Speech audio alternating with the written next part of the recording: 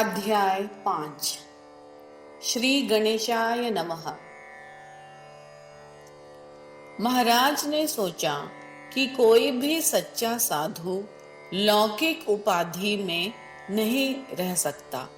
ऐसा विचार करके उसे दूर करने के लिए महाराज जंगलों में भटकने लगे। श्रोताओं, ऐसे ही भटकते हुए एक बार महाराज पिंपल गांव पहुंचे। वहां का वृत्तांत मैं आपको सुनाता हूँ। पिंपल गांव के बाहर जंगल में एक हेमाड़ पंथी पुराना शिवालय था। उस मंदिर के गर्भगृह में महाराज पद्मासन लगाकर बैठ गए। गांव के चरवाहे अपने अपनी गौएं लेकर शाम के समय गांव को लौटने लगे। मंदिर के पास एक छोटा सा झरना बहता था जिसमें सभी पशु जल पीते थे। गाय भी जल पी रही थी। तो कुछ चरवाहे भगवान शिव के दर्शन के लिए मंदिर में गए। वहां पर पद्मासन में महाराज को देखकर वे सब आश्चर्यचकित हो गए। इससे पहले ऐसे किसी योगी को उन लोगों ने नहीं देखा था, इसीलिए सब बहुत अचंभित थे। उनमें से कुछ बाहर आकर अपने साथियों को बुलाने लगे। कुछ लोग महाराज के सामने बैठ गए।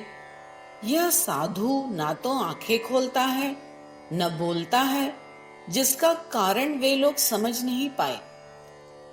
कुछ लोग कहने लगे कि यह अत्यंत दुर्बल हो गया है, यही कारण है कि इसकी आंखें बंद हैं और वह शांत बैठा है।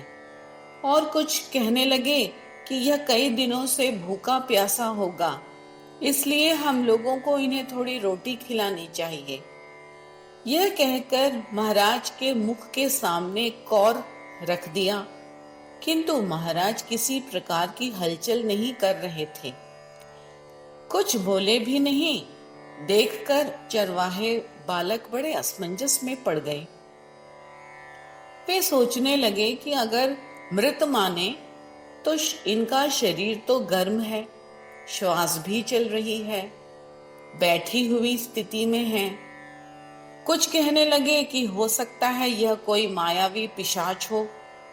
तब दूसरे लोगों ने कहा कि शिव मंदिर में पिशाच कैसे आ सकता है।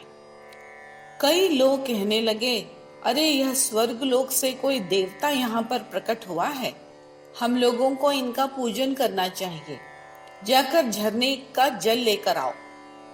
यह सुनकर कुछ बालक जल लाने के लिए गए और पानी लाकर महाराज के चरणों पर बड़े भाव से डाला। कुछ बालकों ने वन के पुष्प लाकर माला गूंथकर उनके गले में डाली। कुछ ने प्याज और रोटी वटपत्र पर उनके सामने रखी। सबने नमस्कार करके उनके सामने बैठकर भजन गाने लगे।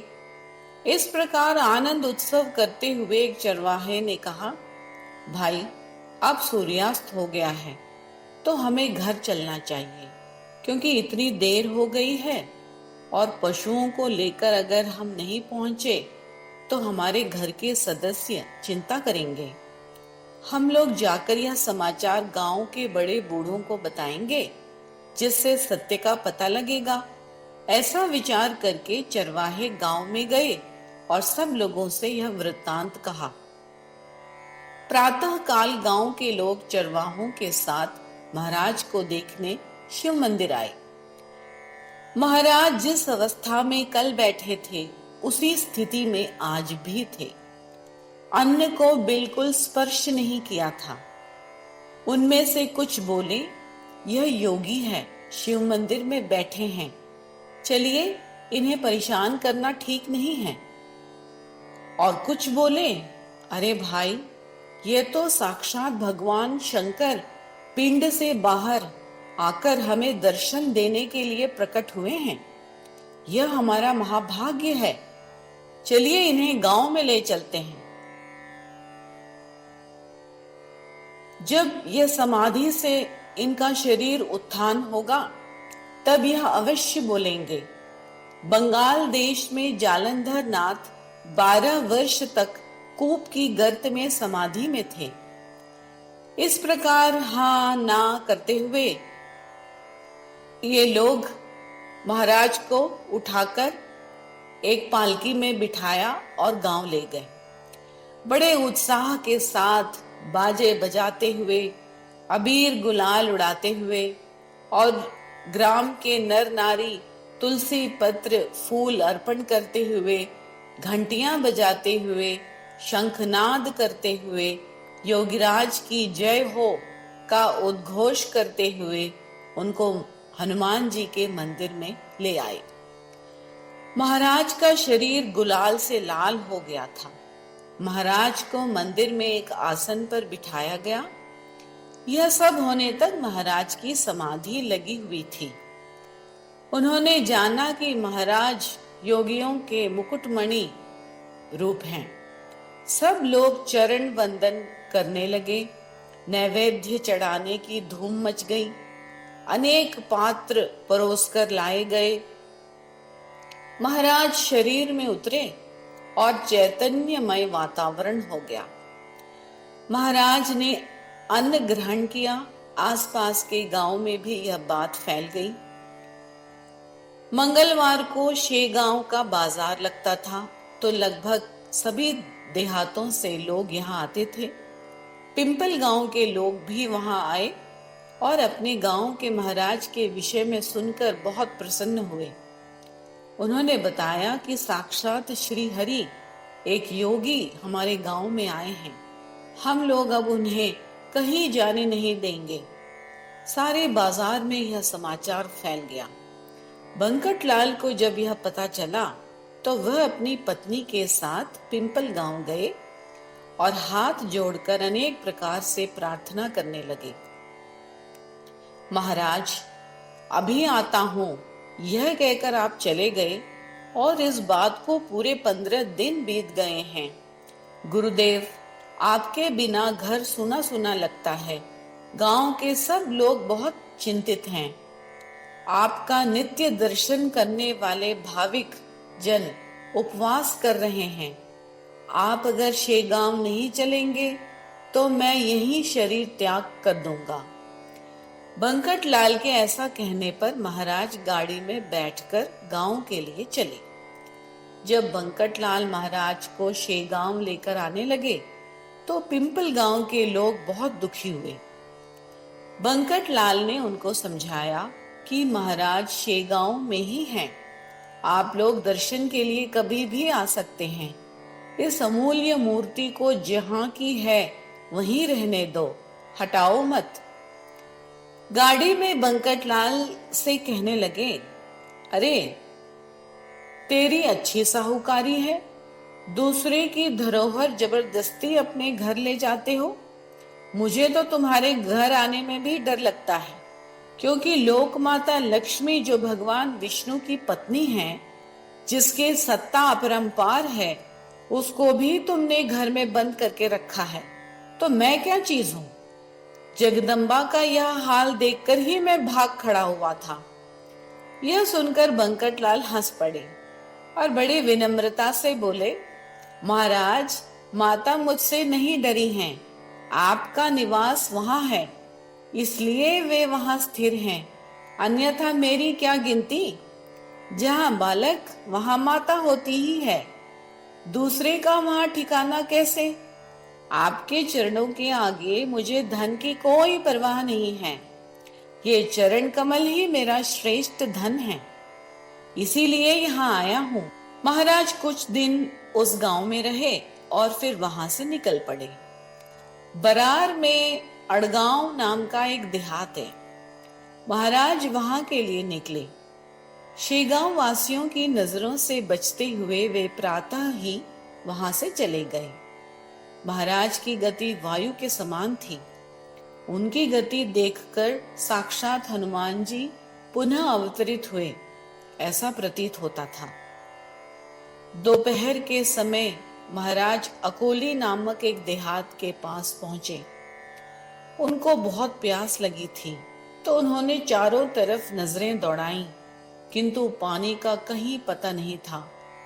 पानी के बिना महाराज के होंठ सूख गए ऐसी गर्म दोपहरी में वहां भास्कर नाम का एक कृषक अपने खेत में काम कर रहा था।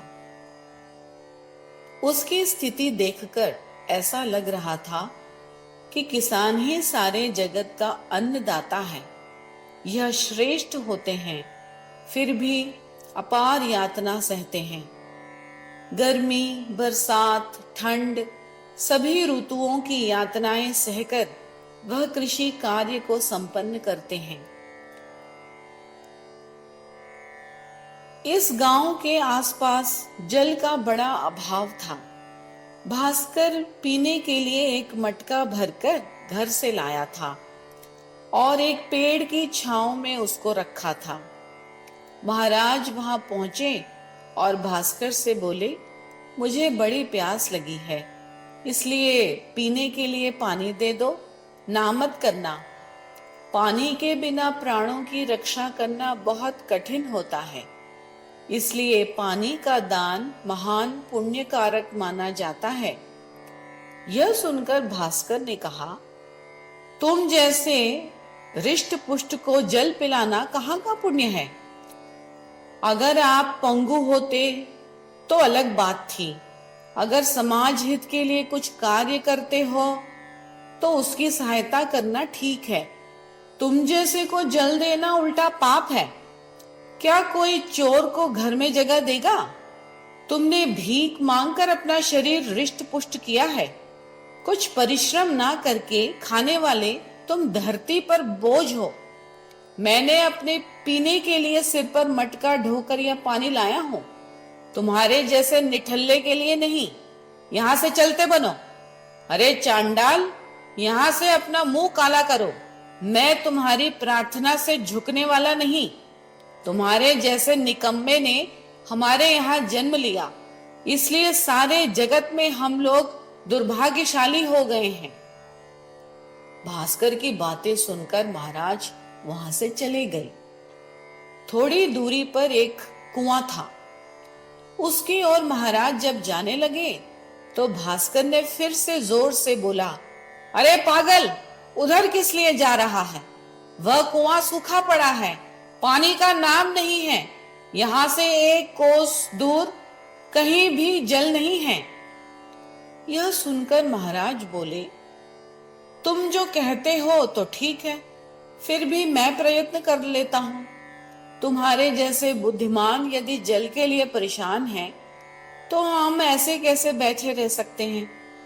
जब व्यक्ति शुद्ध मन से कोई कार्य करता है तो परमेश्वर भी उसकी सहायता करते हैं। इसके अलावा समाज के लिए कुछ मुझे करना चाहिए, ऐसा तुमने ही अभी अभी कहा था।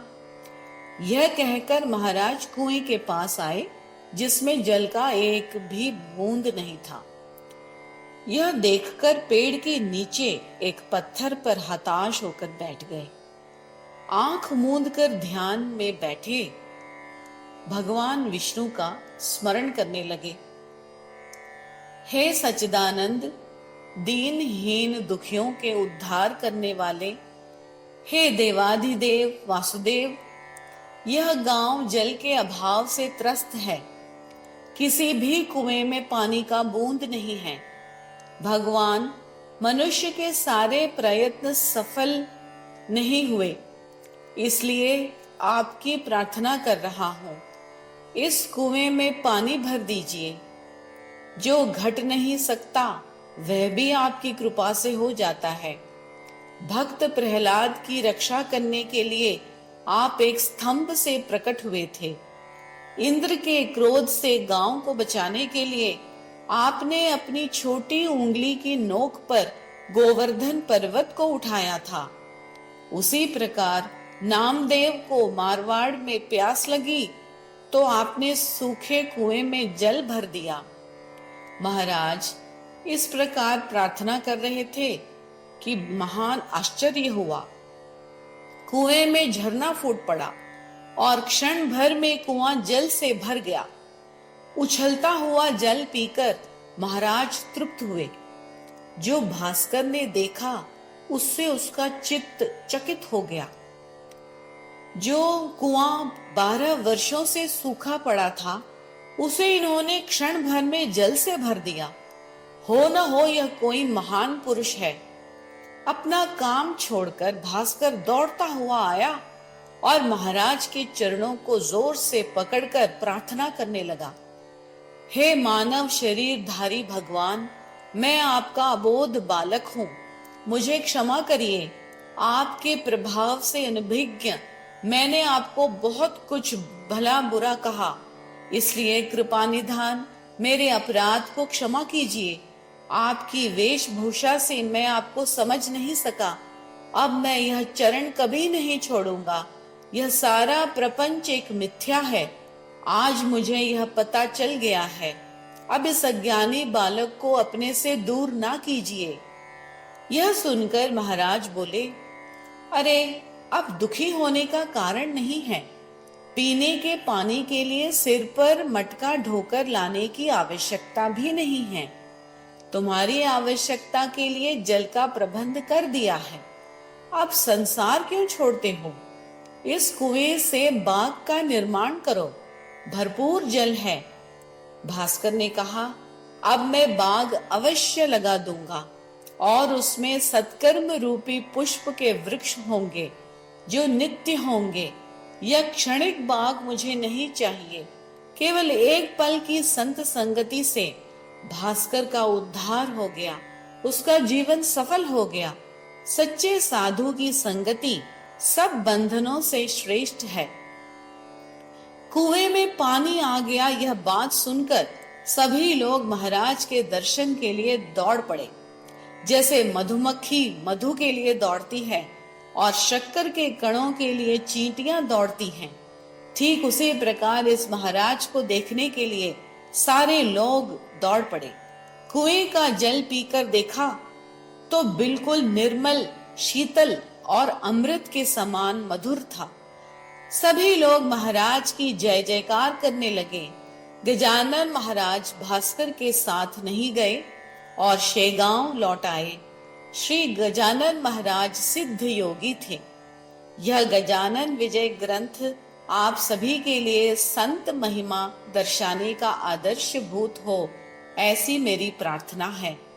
शुभम भवतु। 5वां अध्याय समाप्त।